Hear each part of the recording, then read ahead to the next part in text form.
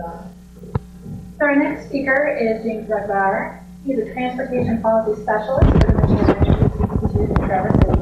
He promotes efforts to improve passenger rail, regional transit, and bike networks in the Traverse City area. He also manages a program that helps companies encourage their employees to carpool, bus, bike, and walk to work. And he's part of Transportation for Michigan, which is our short statewide goal with a work on reform of transportation policy. I think so. Let me just switch that. Okay.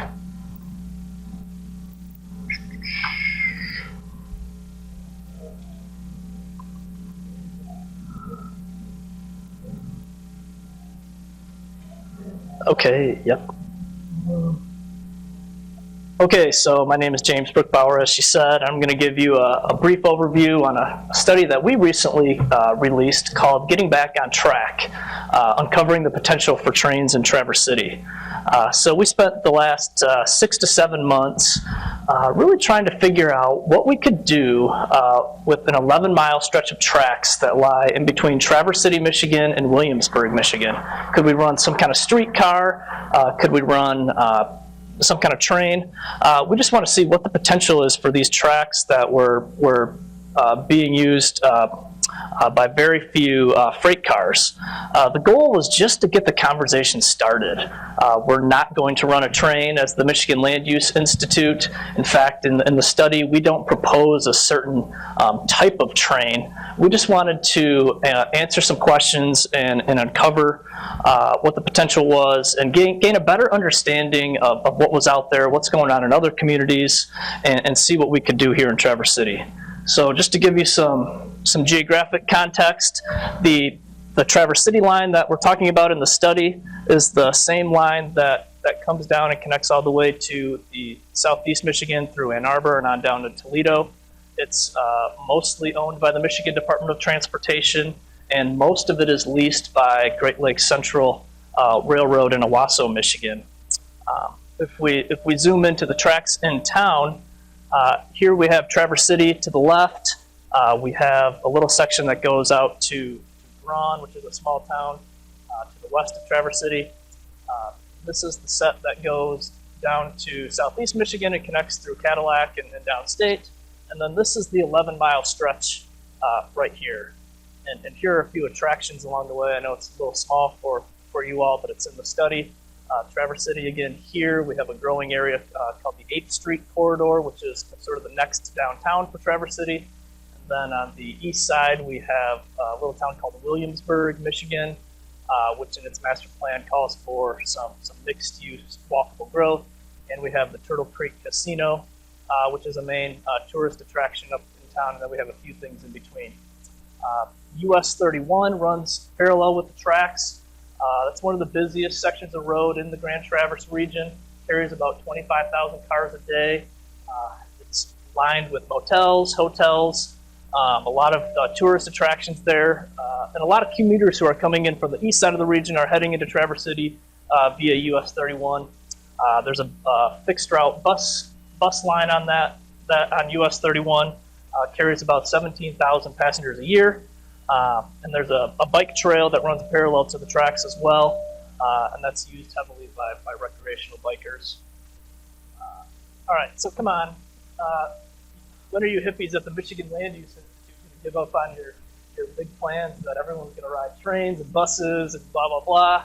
You know, they can't even get one going in Ann Arbor yet. You know, we just don't have the population density in Traverse City. It's going to cost way too much money. No one's going to ride it. We need to be working on how do we move these cars around. We need to get them around our city. Give up on your dream. Well, I feel like this is, if I was skeptical in the beginning, after doing a lot of this research, I concluded that this is actually the best time to start talking about trains in Traverse City. Four reasons for this. We're thinking differently up in the Traverse City region about how we get around. Instead of just focusing on how we can move cars and investing in roads, we're really focusing on how people can get around without depending on the car. Our transit agency, Beta, is drastically improving their routes, their brand, their image. They're becoming a lot more attractive for everyday commuters. Our bike network is expanding rapidly. Our trail network is growing, and then our in-town bike routes are growing. There's just many things happening that's making us think differently about transportation. The interest in trains up in the Traverse City region is just huge. I didn't realize that before I moved up there, but it seems like everybody talks about trains. This came to light in 2008 when we had a Grand Vision transportation and land use public input visioning process. And one of the priorities that emerged out of that was a train connection, both to Traverse City from southeast Michigan, but then also in town in Traverse City. People said that they wanted to see more trains. And then in 2010, when the Michigan Environmental Council and the Michigan Association of Railroad Passengers went around the state into different communities and asked people, what do you want to see with trains in the state? One of the top priorities that emerged from that was a Traverse City train connection, both from people downstate, but also people in Traverse City. In fact, more people attended the Traverse City meeting than anywhere else in the state. So there's a huge amount of interest there. The key partnerships are forming. MDOT, we've spoken with them about this idea a number of times, and they're very supportive of this idea. Want to put some support in here. They are saying, this could actually happen. Great Lakes Central is really interested in the passenger rail side, especially with their work down in the Wally project. They're becoming more experts in providing that passenger service as well as freight. The Grand Traverse Band of Ottawa and Chippewa Indians runs the Turtle Creek Casino, which is in this picture right here.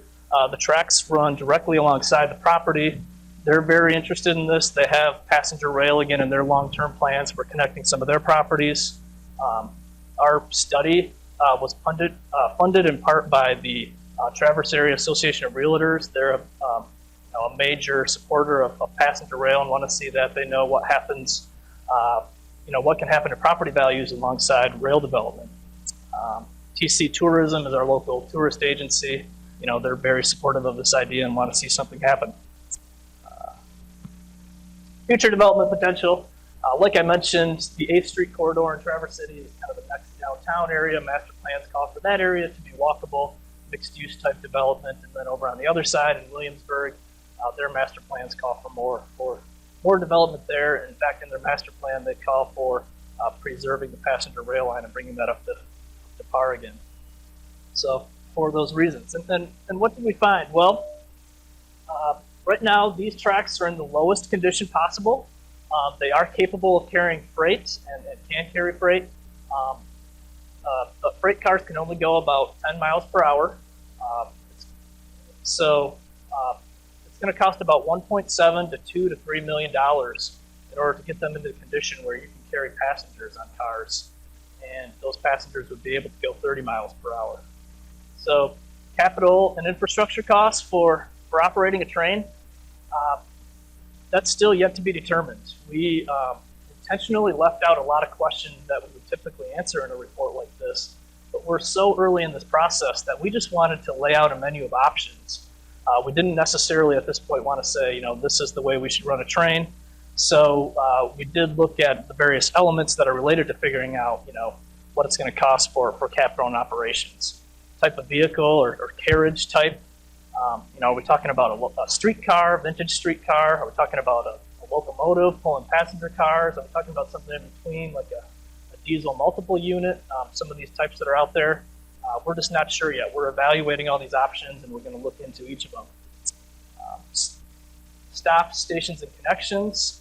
There is general consensus that we need a stop on both ends, both on the Williamsburg side and on the Traverse City side, and then probably one other stop in the middle, near a cluster of hotels that lies along the corridor there. We also know that the stations need to have public restrooms, accessible boarding platforms, information kiosks, and security and parking. Type of service and schedule. So the Federal Railroad Administration has a very